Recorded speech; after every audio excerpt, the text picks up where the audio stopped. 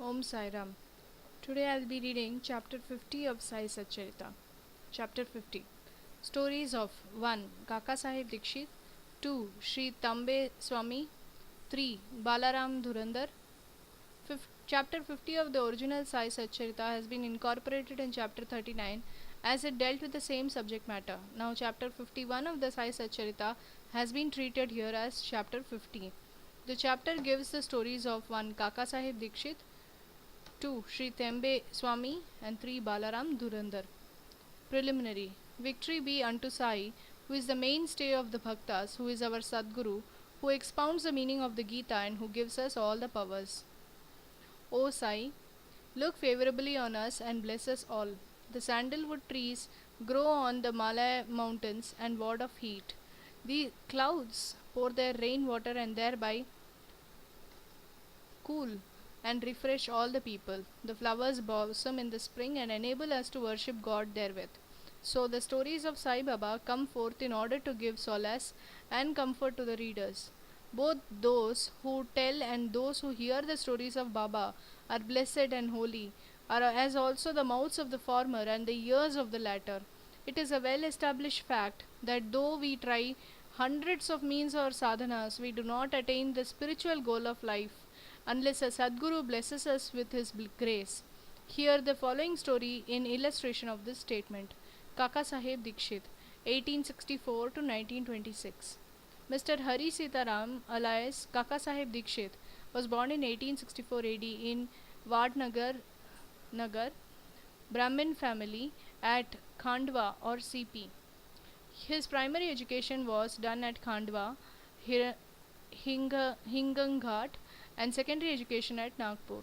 He came to Bombay for higher education and studied first at the Wilson College and then in Elphinstone College.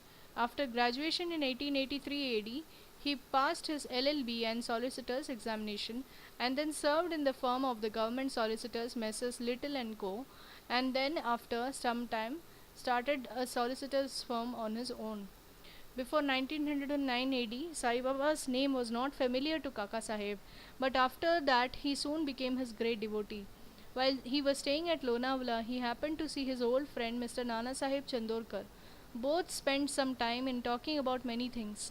Kaka Sahib described to him how he was boarding a train to London. In London, he met with an accident in which his foot slipped and was injured. Hundreds of remedies gave him no relief. Nana Sahib then told him if he wished to get rid of pain and lameness of his leg, he should go to his Sadguru Sai Baba. He also gave him all the particulars of Sai Baba and mentioned to him Sai Baba's dictum, I draw to me my man from far off or even across the seven seas like a sparrow with a string fastened to its feet. He also made it clear to him that if he not be Baba's man, he would not be attracted to him and give a darshan. Kaka Sahib was pleased to hear all this and said to Nana Sahib that he would go to Baba and see him and pray to him to cure him not so much his lame leg but bring round his lame fickle mind and give him eternal bliss. Some time after, Kaka Sahib went to Ahmednagar and stayed with Shirdar Kaka Sahib Mirikar in connection with securing votes for a seat in the Bombay Legislative Council. Mr. Bala Sahib Mirikar, son of Kaka Sahib Mirikar, who was a Mamlatdar of Kopargaon, also came at that time to Ahmednagar in connection with a horse exhibition there. After the election business was over, Kaka Sahib Dikshit went to Shirdi, and both the Mirikars, father and son, were also thinking in their house about a fit and proper person as a guide with whom he should be sent there. There, Sai Baba was arranging things for his reception. Shama got a telegram from his father-in-law at Ahmednagar stating that his wife was seriously ill and that he should come and see her with his wife. Shama, with Baba's permission, went there and saw his mother-in-law and found her improving and better. Nana Sahib Panshe and Appa Sahib Gadre happened to see Shama on their way to the exhibition. Dikshit there and take him to Shirdi along with him. Kaka Sahib Dikshit and the Mirikars were also informed of Shama's arrival.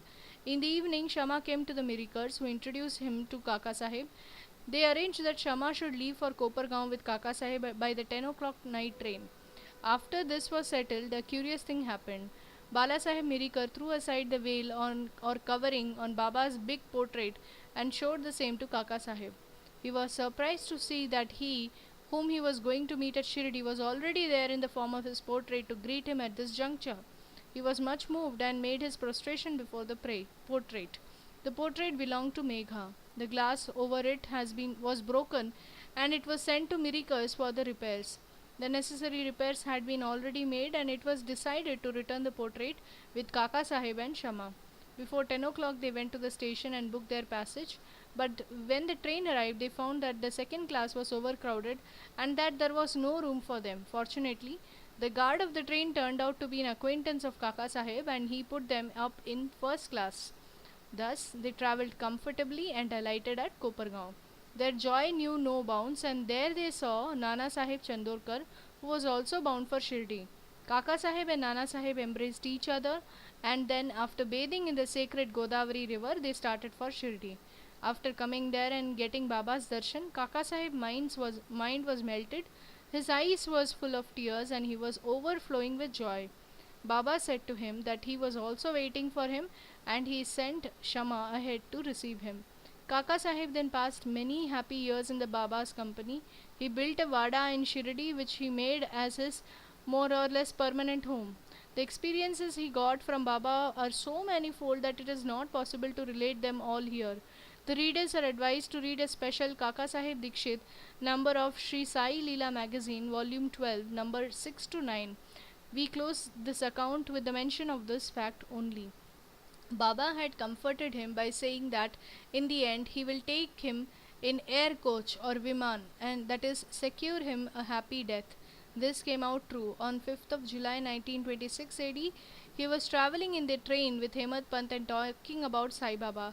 He seemed deeply engrossed in Sai Baba. All of a sudden, he threw his neck on Hemad Pant's shoulder and breathed his last with no trace of pain and uneasiness. Sri Tembe Swami.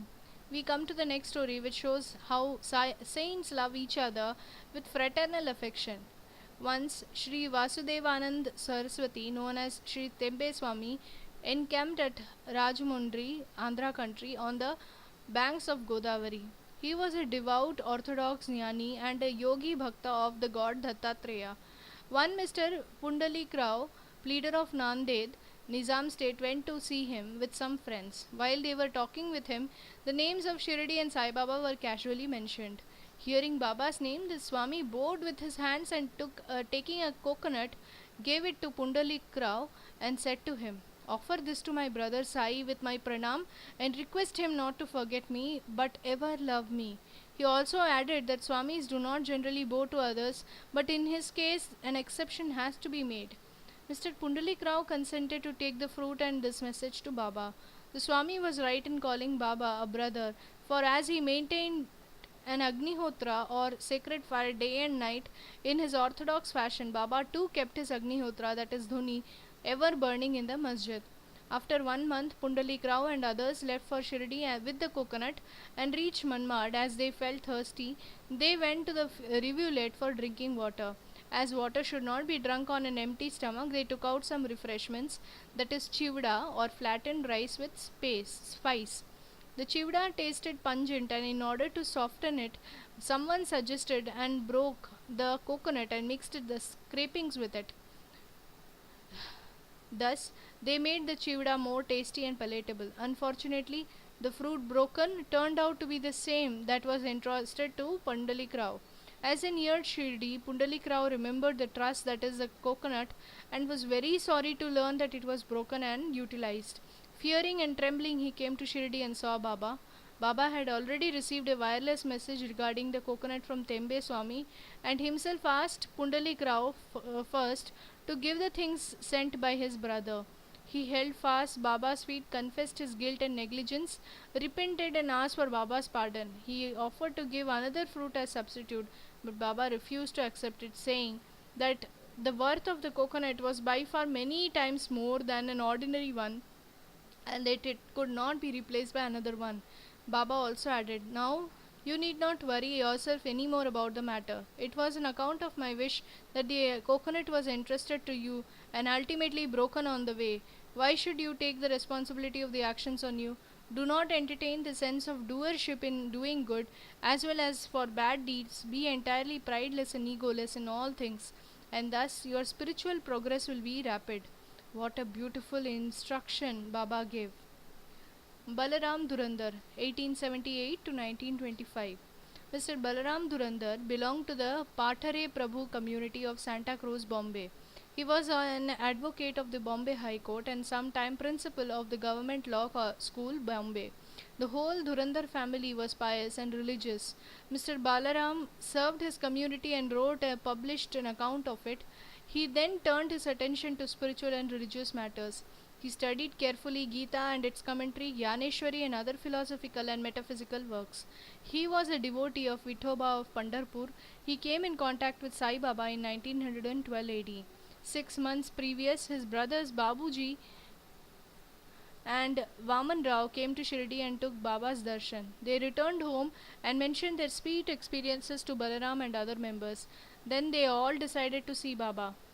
Before they came to Shirdi, Baba openly declared that today many of my Darbar people are coming. The Dhurandhar brothers were astonished to hear this remark of Baba from others, as they had not given any previous intimation of their trip. All the other people prostrated themselves before Baba and sat talking to him. Baba said to them, "These are my Darbar people to whom I referred before," and said to the Dhurandhar brothers, "We are acquainted with each other for the last 60 generations." All the brothers were meek and modest. They stood with joined hands, staring at Baba's feet. All the sattvic emotions, such as tears, horripilation, choking, etc., moved them, and they were all happy. Then they went to their lodging, took their meals, and after taking little rest, came again to the masjid. Balaram sat near Baba, massaging his legs. Baba, who was smoking a chillum, advanced it towards him and beckoned him to smoke it. Balaram was not accustomed to smoking, still he accepted the pipe, smoked it with great difficulty, and returned it reverentially with a bow. This was the most auspicious moment for Balram. He was suffering from asthma for 6 years. The smoke completely cured him of the disease, which never troubled him again. Some 6 years later, on a particular day, he again got an attack of asthma. This was precisely the time when Baba took his Mahasamadhi. The day of his visit was a Thursday, and the Durandar brothers had the good fortune of visiting the Chavadi.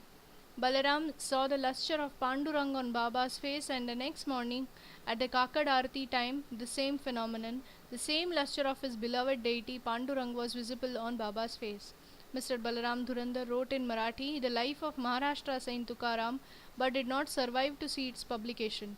It was published later on by his brothers in 1928. In a short note on Balram's life given in the beginning of the book, the above account of Balram's visit has been fully corroborated therein, wide page 6 of the book. Bo to Sri Sai, peace be to all, end of chapter 50.